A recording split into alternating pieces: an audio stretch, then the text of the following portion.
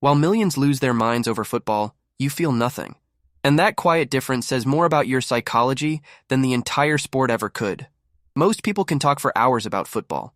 They'll argue about players, teams, and stats like any of it actually changes their life. But then there's you, the one who doesn't watch. And you've heard it a million times. Bro, how do you not like football? But what if your lack of interest says more about your mind than the game?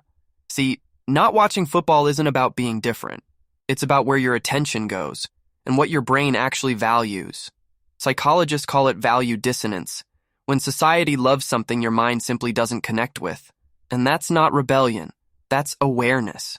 Because people who don't watch football usually fall into 4 types, and each type reveals something powerful about how their brain works. The self-focused thinker. They don't hate the sport. They just can't feel what everyone else feels watching it. Their brain isn't wired for vicarious emotion, the excitement people get from other people's success. Their dopamine comes from progress, not spectacle.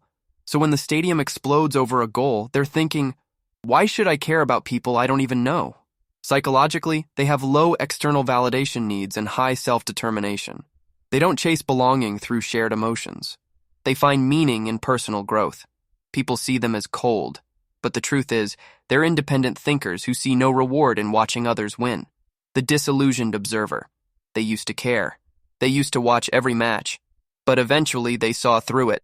The money, the branding, the worship of players who don't even know their fans exist. This type experiences existential detachment. Entertainment no longer feels meaningful because it doesn't create real growth or purpose. They realize cheering won't fix their problems, and celebrating strangers won't fill the emptiness. So they stepped back, not out of arrogance, but awareness. They don't reject the game. They reject the illusion that it matters more than their own life. The redirected mind. This type doesn't dislike football. They just don't need it. Their excitement goes somewhere else. Cars, games, music, movies. Anything that sparks their curiosity more than a ball rolling on grass.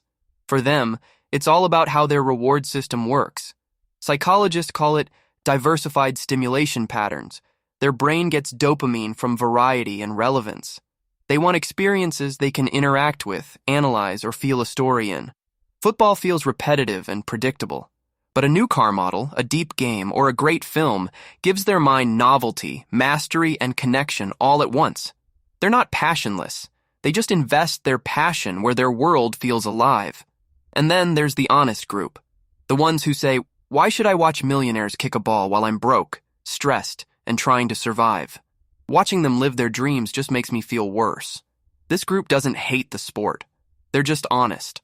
For them, football isn't an escape. It's a reminder of how far their own dreams feel. And for others, it's even simpler. It's just football. It doesn't solve anything. It doesn't change their reality. That's not bitterness. That's psychological honesty.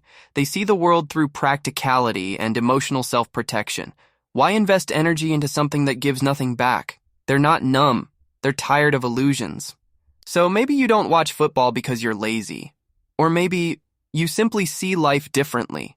Because when your energy is focused on building, learning, and creating, it's hard to get excited about watching someone else's story. So which one are you? The self-focused thinker? The disillusioned observer? The redirected mind? The honest realist? Or maybe you're a mix of them all. I'm curious. Did this shift your perspective? Hit subscribe. We go deeper every day. Like the video so more people discover content like this.